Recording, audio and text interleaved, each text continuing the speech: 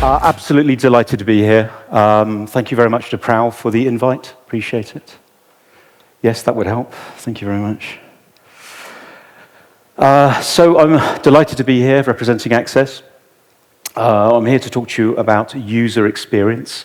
I'm incredibly passionate about this subject and what it means to our customers, our stakeholders, and our employees. So I'm going to deliver a little bit about who we are, just a few minutes on that, but a lot about how user experience can fundamentally change how care is delivered. Fundamentally. Instead of there being form-based activity, you can create far more interactive, intuitive ways to engage with the health of an individual. So I'm Alan Payne. I'm your Group Product Engineering Director and your driver for the next 30 or so minutes. I was lucky enough to be appointed Honorary Professor of AI at University College London as well, and I'm finally beginning to use that part of my education in what we're doing, so that's tremendous. A little bit about our division. As a company, we're probably valued in the 13 to 14 billion pound range, still privately owned. Our division, our little division in the middle, is quite substantial. And I don't show this slide just to show how successful we've been with the use of our products over the last 13, 14 years that we've really been expanding in this space.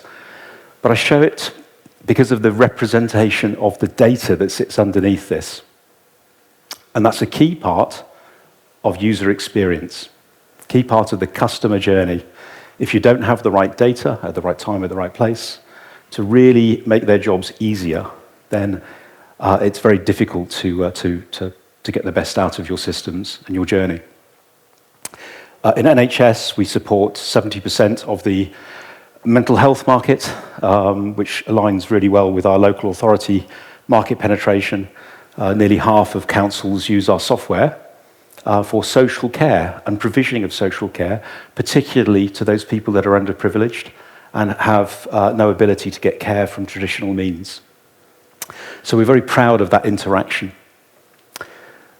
In the care division, we support nearly 1/4 of all care delivered in people's houses. 1/4. That's it's over 200 million service hours of care delivery.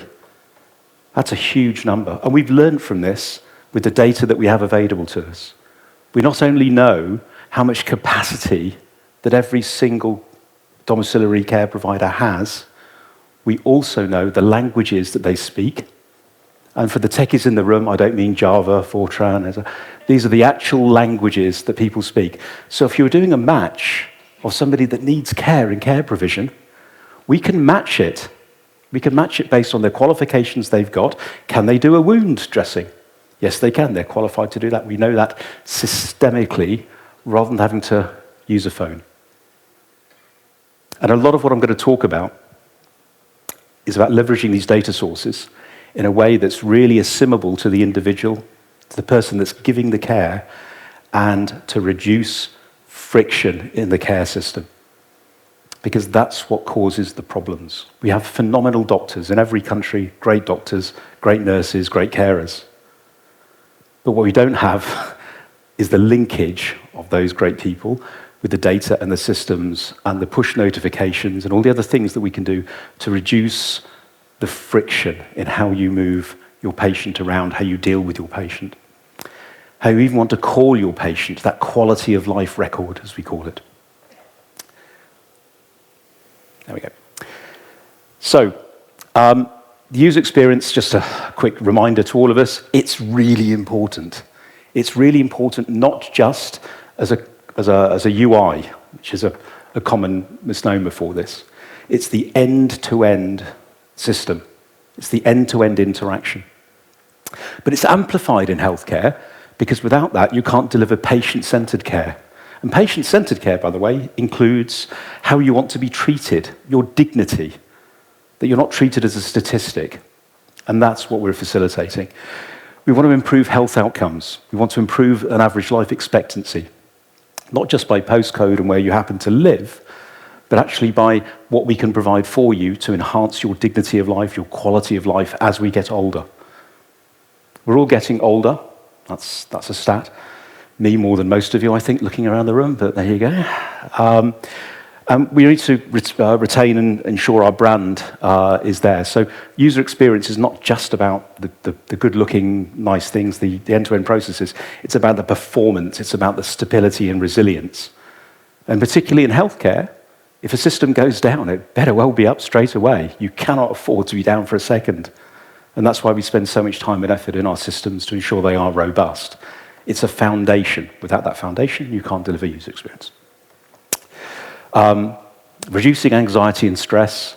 If you're a carer, you've got 7 or 8 customer calls to make, delivering care, to do a wound dressing, a companionship call, anything in between.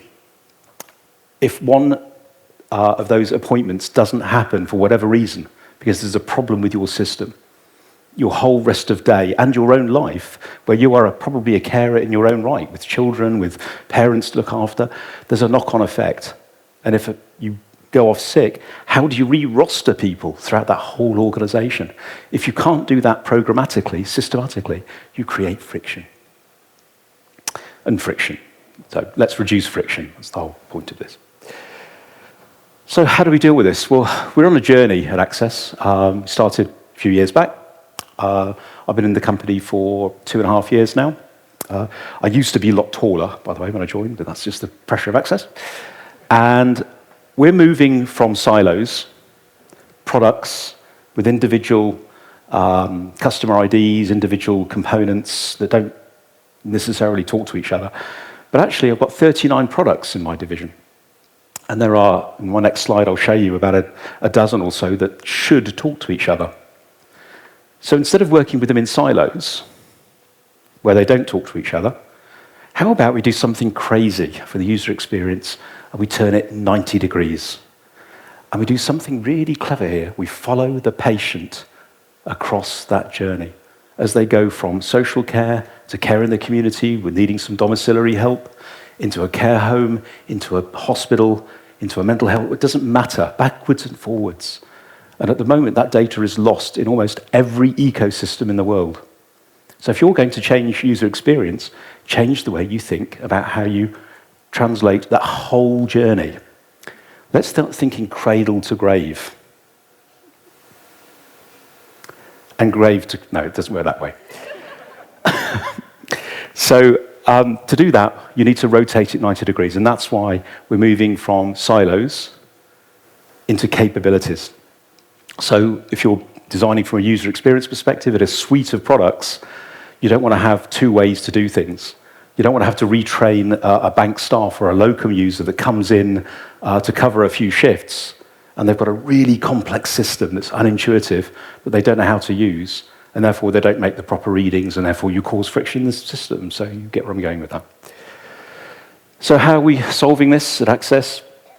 Well, I told you about our journey. Our journey is around removing silos, reducing friction, and creating a really strong user experience using a really fantastic window into all of our products called Evo. And that's the foundation for what we're delivering. And that is an experience to provide consistency across all of our products. And what's great about this is we've created this standards-based platform that will allow interoperability in a clinical-grade format. Even if it's a non-clinical data, we can move it to clinical-grade format. And we can now move that data backwards and forwards, and people can see left and right of what they couldn't see before. So if you're giving care, you can now see the GP record, you can now see the clinical record, whereas before you couldn't. You can now see what's happened in the social care setting. You can now see what drugs they've been given. Legal, by the way, before you say anything. That's hospitality, different division. And then from that, we can integrate not just our internal systems, but also our external systems. So these are GP systems. We don't want to own every system. We couldn't. No company should own all these systems. But what we can do is reduce friction by making it really easy to interoperate with us. And that's what we're doing. So we can link to external systems. We also create patient portals, we've got clinical portals and clinical dashboards to enable immediate access to what the clinician needs to make a decision. And using AI as a simple example, we can summarize what sits in a really detailed health record and care record and quality of life record and social care setting and all the things we can integrate. And we can summarize all of that using OpenAI into a nice, simple summary. I bet if I asked you all how many times you've had to repeat your story within a healthcare setting, and everybody has to repeat it a dozen times. A very quick example, I was in A&E a few weeks back. I'm not going to tell you why, embarrassing. But I had my blood pressure taken. After repeating my story several times, they wrote it on a glove, a disposable glove. And 2 minutes later, someone came in after they'd left and said, "Oh, what's the blood pressure reading?" I said, "You better look in the bin, because that's where they threw the glove." So how do you make that easier to assimilate? Well, tablets and mobiles are definitely the key to that. But it's also about what you can do with that in a simple, easy, frictionless way. There's also a big area here on stakeholders. And for me, this is a very personal and passionate plea to not forget about unpaid carers. In the UK alone, we have 6 million people that are involved in the care of an individual without having the support to actually know what's happening around the logistics, around the care that's being given to them, and how we can make their lives easier as well. So again, you're thinking about the user experience. Actually, it's about the people around that individual. And some examples of the user experience that we built out of this, and I've got a little video in a second to show how we get to this point. We can build things like ecograms. And what's an ecogram? It's a graphical view of your relationship as a patient to your clinical, your social, your unpaid carer networks, and allowing whoever needs to contact you to have that information directly via Teams. And we can make a video call, we can make a WhatsApp text, it doesn't matter. It's just reducing friction and allowing you to contact the people. A lot of the friction, based on our analysis and our massive number of customer environment surveys that we've done and discussions, are around, I don't even know who to talk to. So let's reduce that friction, just make it easy for people to talk to who they need to. So that's just a few examples. Happy to give you very quickly our partnership announcement. We're working incredibly closely with Microsoft, Cognizant, NHS, and obviously ourselves, multiple divisions as well, to really improve that customer journey, to really improve that holistic view based on latest generation AI, latest generation thinking around the customer, the user experience, and the full journey. I'll just run through these very quickly. Right, deep breath. So we have a clinical system called Rio. It does mental health. It supports over 200,000 doctors and nurses in the UK alone. 54 trusts now use this, and a 70% market leader. And it has a rather tired interface. I say that very politely. It's very form-based, it's very legacy. And again, talking to our customers, by the way, I saw lots of nods in the audience about old software.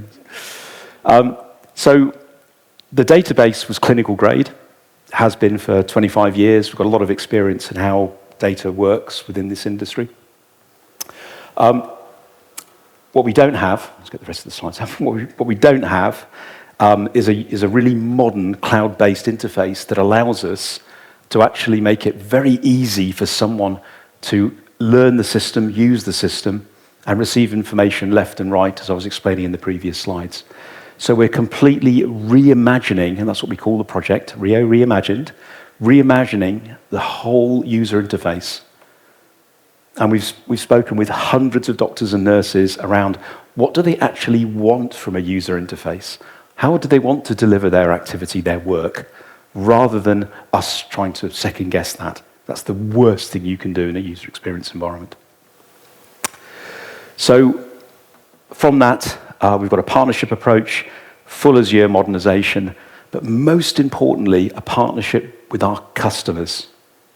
And they are very, very happy to be working with us to actually do something which it's very rare to do, which is rebuild the whole electronic patient record system.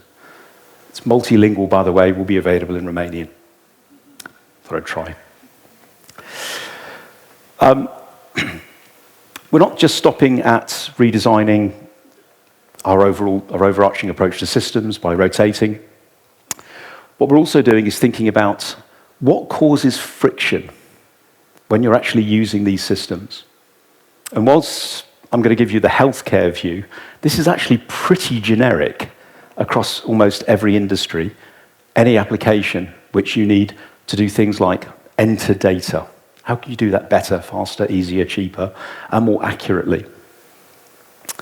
So, a couple of examples. The first is testing. Well, that doesn't sound very user experience, does it? Well, actually, if you look at how many of your products, how many of your environments, how much of it is manually tested versus automated? If we look at our own area, not a lot is automated. There's a number of reasons why that would be. But actually, good use of AI is to create automated testing from manual test scripts. And by doing that, you can actually create, for those of you techie in the rooms, create better DORA metrics, the ability to get your product in the hands of a customer where they can take advantage of all the great things that you've built, but also to speed up how a customer can accept that product. If it's not SaaS, if it's on-prem, or if as a number of our customers still have, then we've actually provided this automation to our customers. And we've saved one of our pilot customers over £700,000 a year in testing. Before, they used to bring in clinicians who should be caring for people, and instead of them caring for people, they've been testing product, and going in and doing manual tests, and loading up a form, and doing a test from a piece of paper, ticking it off or crossing it off, whatever. We can now run that whole environment for them in about 12 minutes. That saves them an awful lot of time to do regression testing. Customer experience. Because we're not just using it internally, we're using it with our customers to improve their overall experience of the journey with Access. So testing, may think it's a boring subject, actually, it can radically improve not only the quality of your own products, which has a knock-on effect to the customer experience, but also it has a knock-on effect to how much time and effort they spend to do that testing. So really valuable. Again, thinking wider about the whole user experience, not just a silo.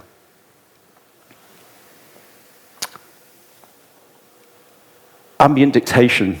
This, for me, is one of the best things we've been working on. And we did an analysis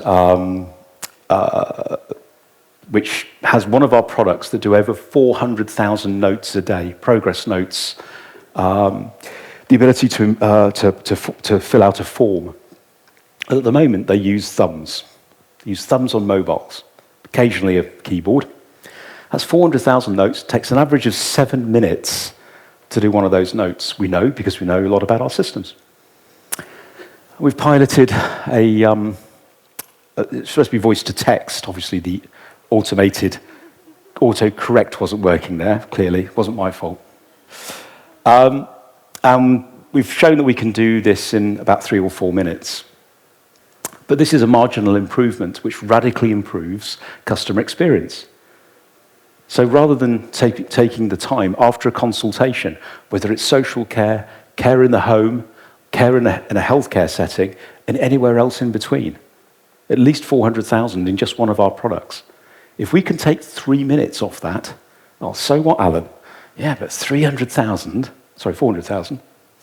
times 3 minutes per day, over a year, I'll do the math, £250 million a year is the opportunity saving. If you could repurpose that into care, actual face-to-face care, now you're talking about a change in user experience. We spoke about involving the customer. This is a video that one of our team did, which talks to how we've designed this product. And I wanted to show it, A, because it's fun, B, I have to talk less, but C, Team Bevan are pleased to present Access Smart Notes. Over the course of 3 days, our team conducted an in-depth user testing session at Oxley's NHS Foundation Trust, engaging with a diverse range of healthcare professionals across various medical settings. Our primary objective was to evaluate and gather feedback on our SmartNote proof of concept, which aims to streamline clinical documentation processes and enhance workflow efficiencies. Basic demographics, so you can verify that the patient is the correct patient before you start your appointment. But when you are ready to start, you can simply go into the recording view and hit record. At the end of your appointment, you'll hit transcribe. That transcription will then be sent to Azure for transcription. This, however, is an asynchronous task, so you don't need to wait for Microsoft to complete the transcription before you move onto your next appointment. You can let that work in the background. Once it has completed the transcription, though, you'll get a notification letting you know the transcription is done, and then it will take you into the summary view. So in the summary, as you can see, we have a range of different output types. We've got a couple of basic assessment forms and progress notes, but we've also worked with Oxley's to put in some specific ones for their testing. So we have both an ADHD assessment and progress note and a mental health core assessment and progress note as well. So we'll be using those to test next week. Once you've selected the summary, again, this will do the summarization in the background and you'll get a notification once that's ready. You can view your summary before it's submitted, so you can play the audio back against the relevant section, and if you need to, you can edit the text in the relevant sections as well. Once you're ready, you can then hit submit, and that will go directly into Rio, and at the moment this is connected into PDE, so we can demonstrate the full end-to-end capability of the app. In conclusion, our 3-day user testing session at Oxley's NHS Foundation Trust provided invaluable insights into the potential impact of our SmartNote product across various medical settings. The feedback from different user groups was overwhelmingly positive, with many clinicians expressing amazement at the accuracy of the outputs and the significant time-saving benefits the technology could offer.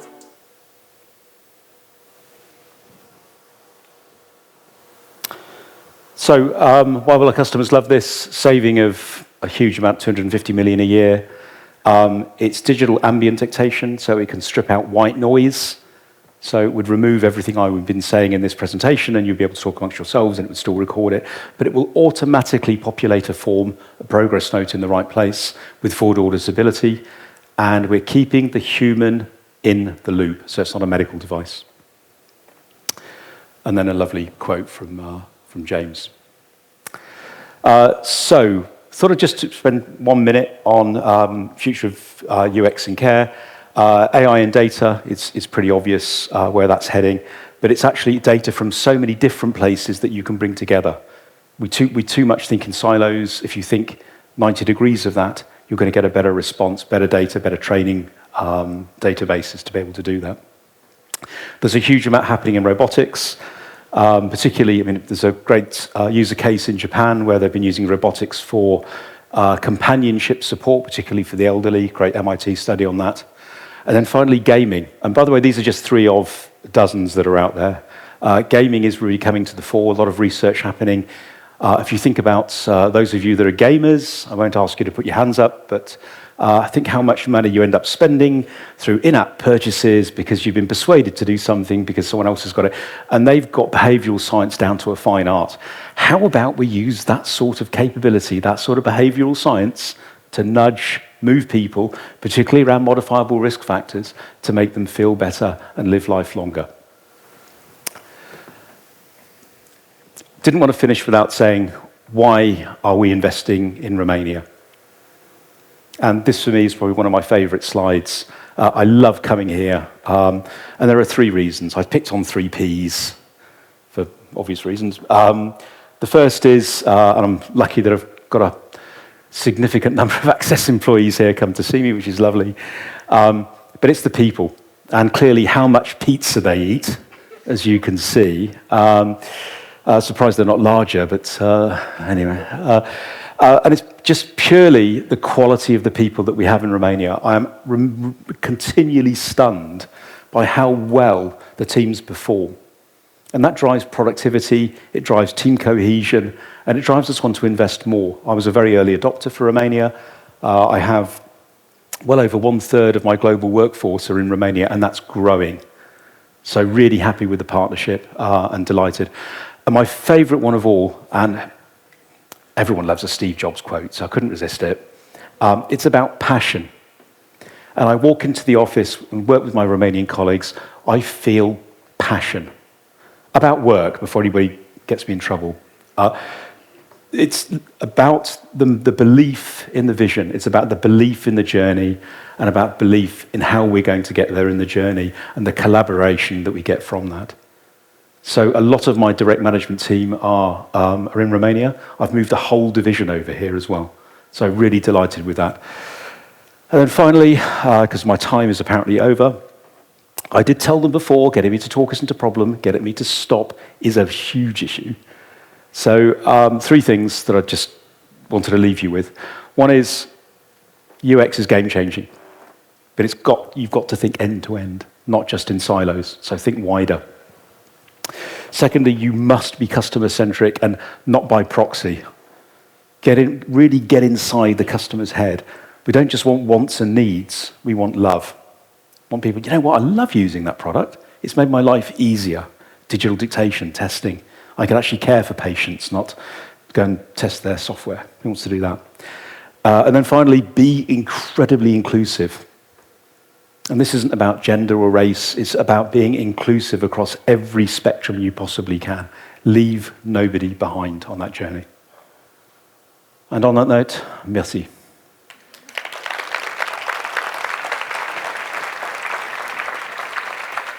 Take that for you. Thank you. No.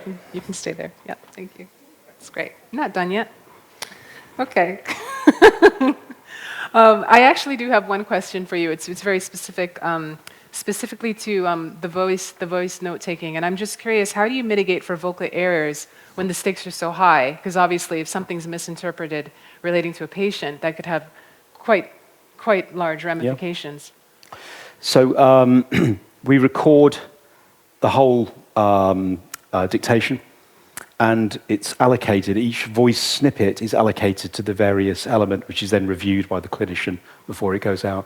So that's what I meant by we keep the human in the loop. It is always the clinician that makes the final determination and the accuracy.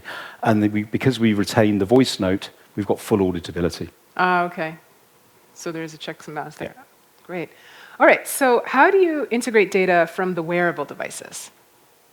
So, well, we have half of our mobile team here, I think. Maybe I'll ask them to. Oh, never mind.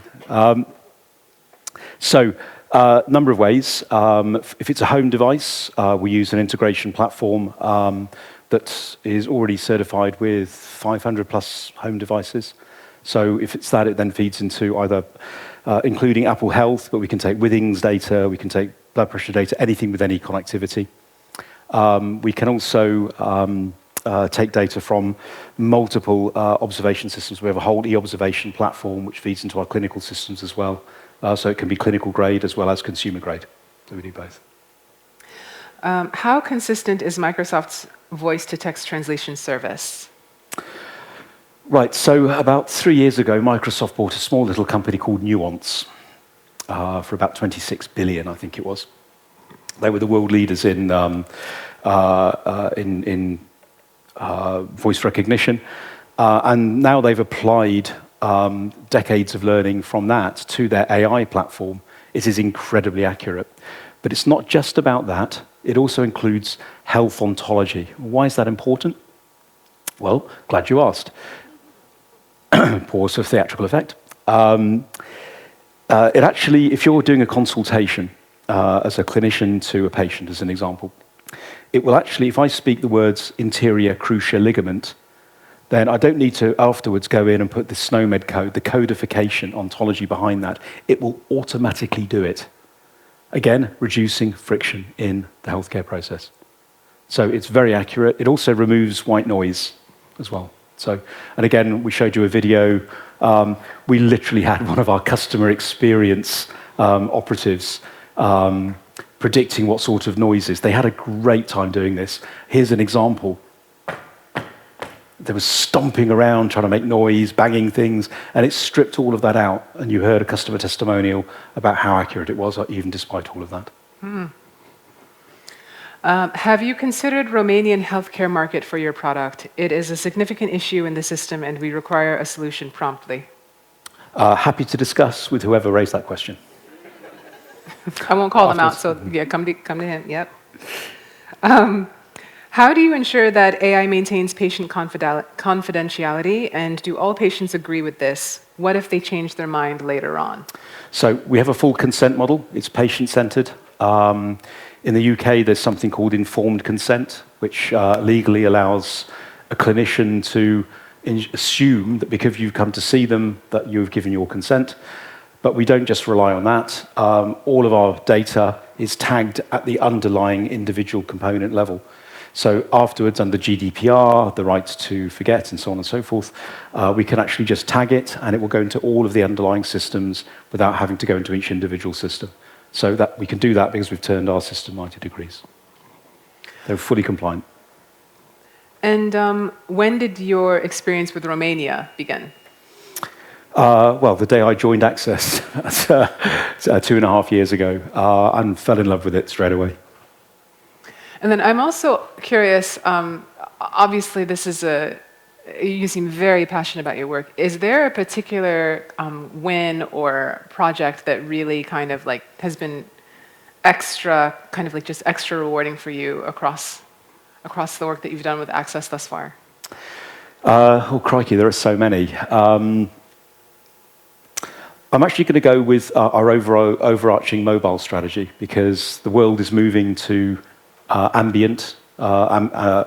ambulatory delivery of care, whether it's in someone's home, whether it's in the patient's house, in the nursing home, et cetera, and care is now going more and more, sociologically, it's going more and more to where you are. And we're trying to empower you to make the decisions about your care. You can only do that if you take more access with yourself. So it's probably the mobile delivery. We've made tremendous progress in that. How can we reach you for more information? Good question, actually. This crowd is ready for you, Alan. They're ready. Yeah. Anybody who'd like to talk, it's, anybody at Access will be able to help you. There's a switchboard, and just mention my name, Alan Payne. I'll get back to you. And then on that actually adjacent question, if someone were interested in kind of getting into more of the user experience space, and then specifically in the healthcare space, how, obviously everybody's journey is different, but how would you see them finding their way to an opportunity like this? Well, come talk to Access. We're looking for talent all the time. Shameless plug. Apologies. No apology for that. We do like quality. But in general, the product experience and really talking to customers and getting inside through the product space is great. From an engineering side, again, learning more about the product side, but also delivering and being involved in those sorts of projects which deliver high-quality care that's focused on the individual, not on the system. Great. Thank you so much, Alan. That was incredibly inspirational. Great. Thank you very much. Thank you. Thank you.